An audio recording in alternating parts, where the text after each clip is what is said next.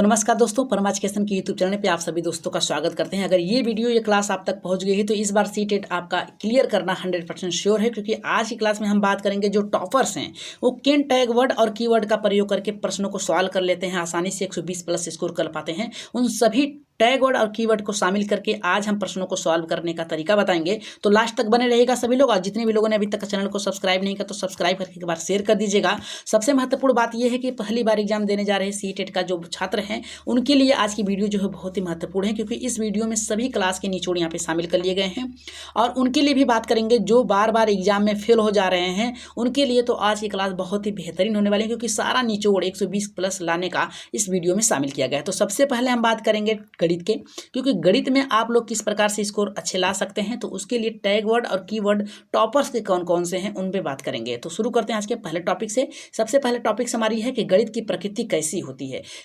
ये सरल होती है, तार्किक होती है, अधिक स्पष्ट होती है, क्रमबद्ध और अन्य विद्यालयी यहाँ पे पाठ्यक्रम की अपेक्षा जो होती है सुदृढ़ होती है। किस प्रकार से होती है चलिए जान लेते हैं। जो अगर प्रश्न में बनता है कि गणित की प्रकृति कैसी होती है, तो आप लोगों को इन सभी में से एक ढूंढना है। इन सभी में से कोई एक मिल जाएगा, या तो सरल मिलेगा, या तो तार्किक मिलेगा, या तो अधिक स्पष्ट मिलेगी, या फिर क्रमबद्ध एवं अन्य विद्यालयी जो पाठ्यक्रम है उसकी अपेक्षा सुदृढ़ होगी। सरल का मतलब होता है 2 + 2 कितना है। बालक को अगर अंकों का ज्ञान है तो कहेगा कि 4 होता है। तार्किक किस प्रकार से है? तार्किक इस प्रकार से है कि अगर 6 को कितने प्रकार से लिख सकते हैं, तो कोई बालक सोचेगा कहेगा कि 1 + 5 करेंगे, 2 + 4 करेंगे, 4 + 2 करेंगे, 3 + यहाँ पे 3 करेंगे, या फिर कहेगा 0 + 6 करेंगे। यानी कई तरीकों से वो लिख सकता है। अधिक स्पष्ट क्या है? इसका उत्तर जो आता है एकदम सही आता है। जैसे में 2 + 2 कितना होता है? 4 होता है। तो इसका जो यहाँ पे मान होता है वो स्पष्ट ही आता है, क्रमबद्ध, मतलब एक नियम की तरह चलता है। और अन्य विद्यालय जो पाठ्यक्रम है यानी जो सब्जेक्ट हैं उसकी अपेक्षा ये बहुत ही सुदृढ़ हैं।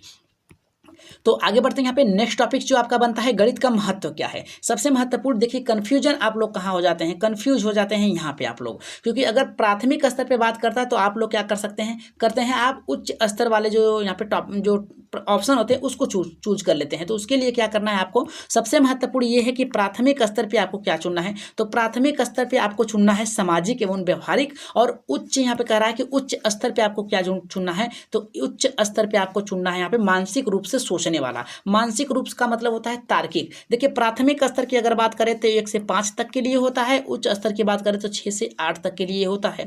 तो प्राथमिक स्तर पे जो बालक को आप सिखाएंगे तो सामाजिक और यहाँ पे व्यवहारिक होना चाहिए। जैसे में बालक घर से निकल रहा है तो कुछ पेड़ों को देखेगा, आते आते कई पेड़ों को देख लेगा, कम से कम 5 पेड़ों को। तो आप कहेंगे कि आते आते कितने पेड़ों को देखा, तो कहेगा कि पहले आम को देखा, फिर कहेगा कि अमरूद को देखा, फिर कहेगा सेब को देखा, जहाँ पे होंगे फिर ऐसे से करके कहेगा तो कहेंगे कि कितने पेड़ देखें, तो बालक को कहेंगे कि 3 पेड़ देख लिए, यानी 3 पेड़ों का चित्र बना देंगे। यानी उसे सामाजिक तौर पे और व्यवहारिक तौर पे सिखाएं जो उसके घरेलू चीज़ों में उपयोग होता है। और मानसिक की अगर बात करें उच्च स्तर यानी 6 से लेकर 8 तक के बालकों के लिए, तो मानसिक मतलब होता है तर्क पे, यानी सोचने पे होना चाहिए। जैसे अगर कहा जाए कि तुम्हें मैंने 2 रुपये दिए, 2 में से 1 रुपये तुम्हें लाना था सामान खरीद के और 1 रुपये बच गए, तो तुमने उस 1 रुपये का क्या किया।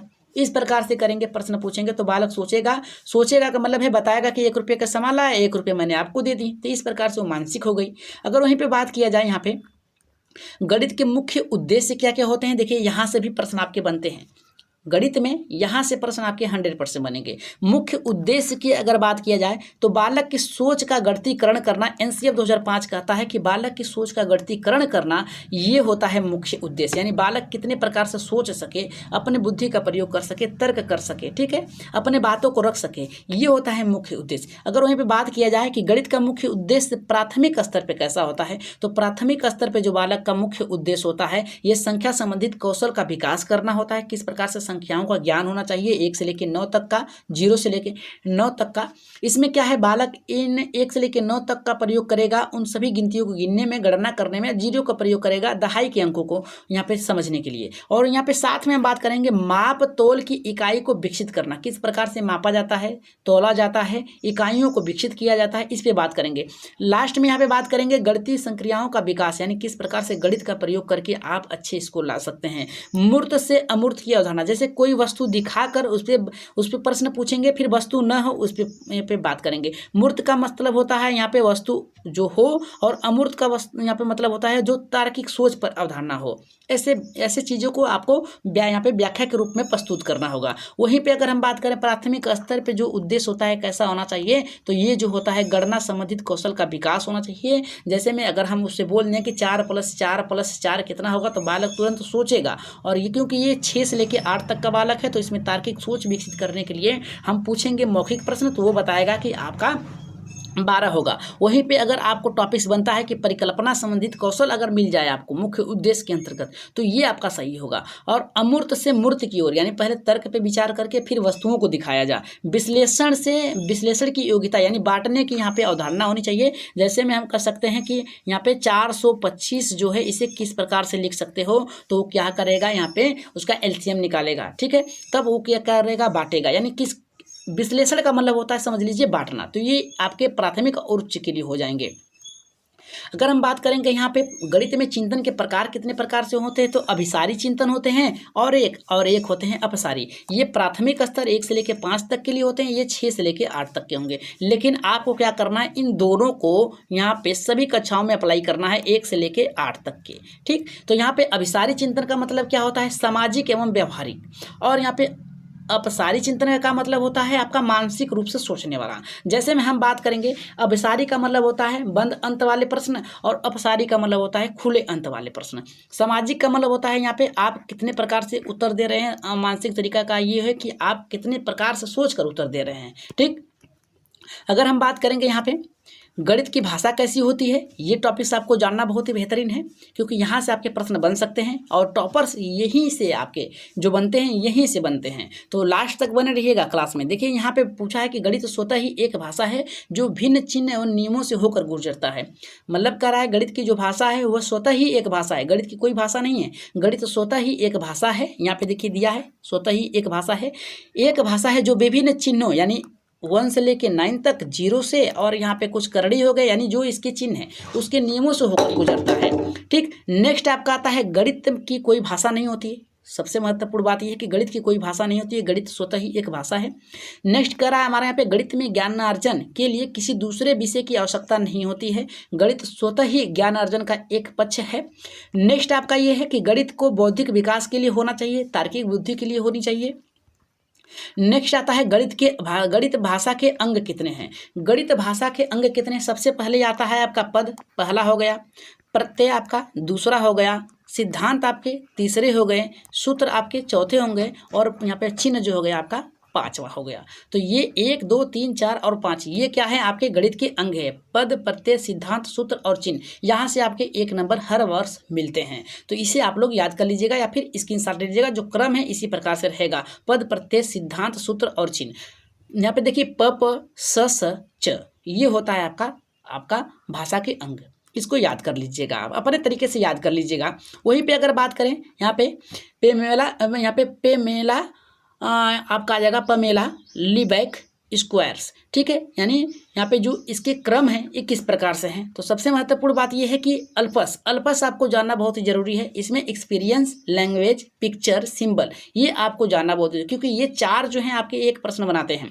यहाँ से आपका जो है पमेला से आपका बनेगा अल्पस से आपका एक्सपीरियंस, यानी ठोस वस्तुओं के साथ अनुभव करना, जैसे कोई वस्तु दिखाकर उस पर विचार कराना, ये अनुभव हो जाएगा। लैंग्वेज, ठोस वस्तुओं का प्रयोग करते समय बच्चों के बातचीत पर ध्यान दें, यानी क्या है लैंग्वेज, यानी भाषा उनकी क्या है, उनकी बोलचाल कैसी, उस पर भी आप बात करें। पिक्चर का मतलब है चित्रों को दिखाकर गणितीय अवधारणाओं को स्पष्ट करना। सिंबल यानी सेंस जो है आपका शिक्षक बच्चों को चिन्ह का बोध कराए, कौन सा चिन्ह कैसा है। जैसे में यहाँ पे आप लिख सकते हैं 1 हो गया, 2 हो गया, 9 हो गया, 12 हो गया, इन सभी का बोध कराना आपको बहुत ही आवश्यक है, तभी वो गणित को समझ सकेंगे।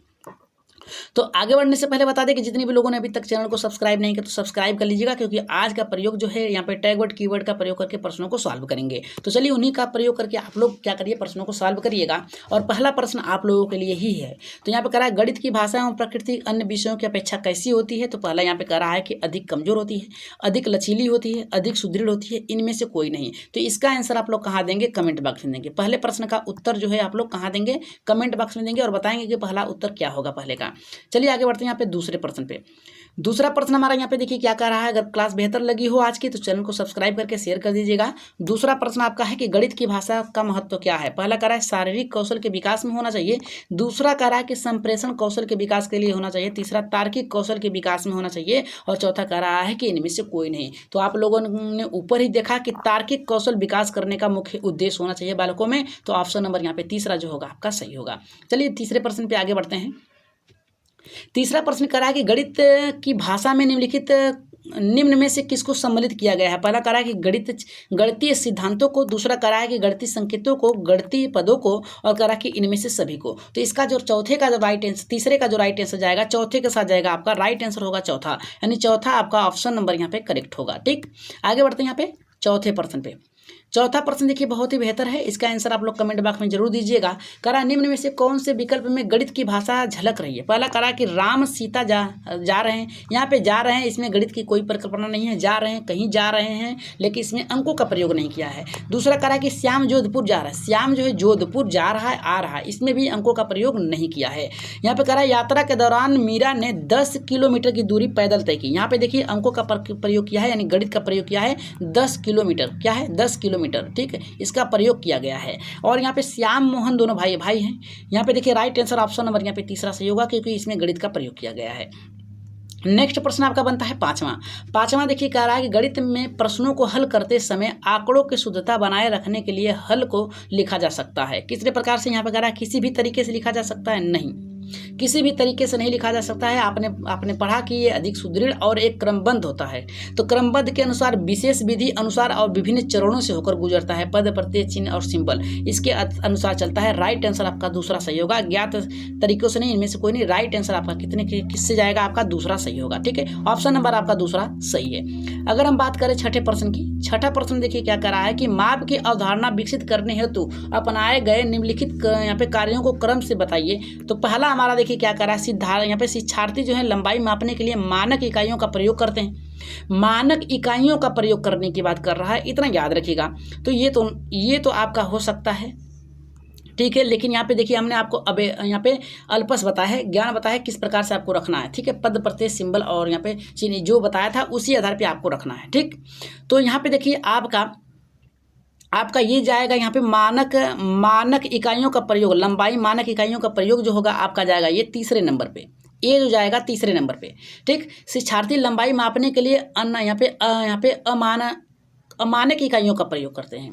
क्या करते हैं, अमानक इकाइयों का प्रयोग करते हैं। पद प्रत्यय, ये प्रत्यय हैं, ये क्या है, ये भी सही है, प्रत्यय है। ये आपका कितने पे जाएगा, ये आपका जाएगा दूसरा जो है आपका, ये जाएगा आपका दूसरा जाएगा दूसरे नंबर पे।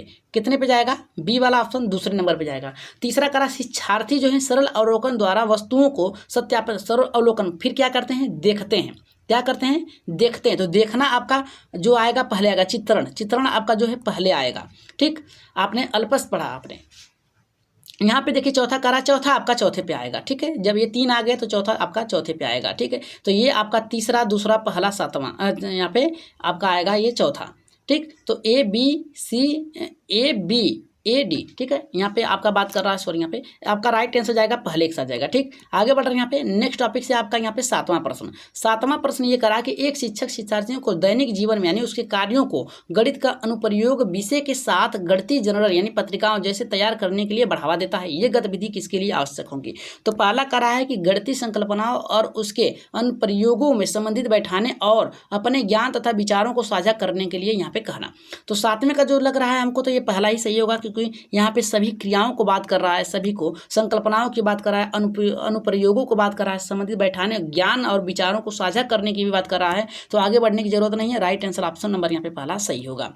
अगर हम बात करें आठवें प्रश्न की, तो आठवां प्रश्न यहाँ पे देखिए क्या कर रहा है कि अंक गणित शिक्षण का उद्देश्य क्या है। दैनिक जीवन के कार्यों हेतु, मजदूरी एवं व्यवसाय के लिए, व्यवहार उपयोग के लिए, और यहाँ पे कह रहा है कि उपयोग सभी। तो सभी आपका यहाँ पे सही होगा, चौथा ऑप्शन क्या होगा आपका सही होगा। अगर नौवें प्रश्न की अगर हम बात करें, तो नौवां में यहाँ बताया गया है कि गणित की सर्वप्रथम विकसित शाखा क्या है। तो ये जो आपकी है यहाँ पे अंक गणित है। कौन है, अंक गणित। आप आगे बढ़ते हैं यहाँ पे 10वें प्रश्न पे। 10वां प्रश्न देखिए कह रहा है कि मनुष्य के जीवन की जिन गतिविधियों में गणित का सर्वाधिक प्रयोग होता है वह है, कौन सा है। तो यहाँ पे मनोवैज्ञानिक है, सांस्कृतिक है, सामाजिक है, आर्थिक है। तो राइट आंसर यहाँ पे 10वें का किसके साथ जाएगा? 10वें की बात करें तो ये जाएगा आर्थिक चीज में ही आपका गणित का ज़्यादा प्रयोग होता है। तो राइट आंसर ऑप्शन नंबर यहाँ पे चौथा सही होगा। वहीं पे अगर हम बात करें यहाँ पे 11वें प्रश्न की, तो 11 का हमारा कह रहा है कि गणित का सामुदायिक महत्व क्या है, महत्वपूर्ण है। तो पहला कह रहा है नैतिक दृष्टिकोण है, सामाजिक दृष्टिकोण है, सांस्कृतिक दृष्टिकोण है, ये सभी है। तो जहां पर भी ये सभी आए आपका 100% क्या होगा? सही होगा। चौथा ऑप्शन आपका सही होगा। अगर 12वें प्रश्न की बात करें तो 12 का कह रहा है कि गणितीय पदों को परिभाषित करने का सामुदायिक उद्देश्य क्या है? पहला कह रहा है ज्ञानात्मक, भावात्मक, व्यवहारात्मक, व्यवहारगत और यहाँ पे क्रियात्मक। तो राइट आंसर यहाँ पे किसके साथ जाएगा? जल्दी से कमेंट कर दीजिए 12 का। तो 12 का जो जाएगा आपका व्यवहारगत होना चाहिए। क्या होगा आपका? व्यवहारगत। ठीक, राइट आंसर ऑप्शन नंबर यहाँ पे तीसरा सही होगा। अगर हम बात करें 13वें प्रश्न की, जो कि बहुत ही महत्वपूर्ण प्रश्न है, ये हमारा कह रहा है कि निम्नलिखित में से कौन गणित का प्रयोग नहीं कर रहा है, यानी इसमें से कौन ऐसा चारों ऑप्शन है जो गणित का प्रयोग नहीं कर रहा है। तो पहला हमारा कह रहा है सीता सब्जी वाले से सब्जी खरीद रही है। देखिए यहाँ पे खरीद रही है, ठीक है, पैसों का प्रयोग नहीं कर रही है। रमन अपने पिता कौन नहीं कर रहा है, यहाँ पे खरीद रही है तो पैसों का प्रयोग कर रही है। रमन अपने पिता की दुकान का बही खाता जांच रहा है, यहाँ पर भी प्रयोग कर रहा है। राहुल खेत में अपने चाचा के साथ काम कर रहा है, यही तीसरा ऑप्शन जो होगा सही होगा। सो यहाँ पे सुनीता धूप में कपड़े को गिन रही है, खरीद रहा है, दुकान पर बही खाता देख रहा है। ये तीनों ऑप्शन सही है, लेकिन तीसरा ऑप्शन आपका क्या है? गलत होगा, यानी तीसरा ऑप्शन ही आपका सही होगा। अगर हम बात करें 14वें प्रश्न की, तो 14 का देखिए प्रश्न क्या कर रहा है? ये कह रहा है गणित का ज्ञान समाज में जीने के लिए प्रत्येक को होना आवश्यक माना जाता है, क्योंकि पहला कह रहा है गणित शिक्षण व्यवहारगत होता है, दूसरा कह रहा है गणित से सामाजिक क्रियाओं को गणित पर निर्भर करती है, गणित व्यक्ति के तर्कात्मक कौशल को विकसित करता है, और चौथा कह रहा है कि उपयुक्त सभी। तो यहाँ पे राइट आंसर उपयुक्त सभी होगा, 100% चौथा ऑप्शन सही होगा। अगर 15वें प्रश्न की बात करें, आज की क्लास का लास्ट प्रश्न है, इसका आंसर आप लोग कमेंट बॉक्स में दीजिएगा। गणित के समाज में आवश्यकता होती है, कैसी होती है? लेन देन के लिए होनी चाहिए, व्यवहार और उपयोग में होनी चाहिए। 1 और 2 दोनों सही है, चौथा सही है। तो राइट आंसर आप लोग कहाँ बताएंगे? कमेंट बॉक्स में बताएंगे। कहाँ बताएंगे? कमेंट बॉक्स में बताइएगा कि आज की क्लास कैसी लगी। अगर क्लास आज की बेहतर लगी हो तो एक बार लाइक शेयर सब्सक्राइब जरूर करिएगा, और जाते जाते एक बार सब्सक्राइब करके शेयर कर दीजिएगा उन लोगों के लिए जिनका भी सीट नहीं निकल पा रहा है, या फिर जिनका भी पहली बार एग्जाम है, उनके लिए आज की क्लास बहुत ही खास है। जाते जाते लाइक शेयर सब्सक्राइब करिएगा, और क्लास बेहतर लगी हो तो एक बार कमेंट बॉक्स में अपना जो फीडबैक है दे दीजिएगा। तो आज के लिए इतना ही, धन्यवाद।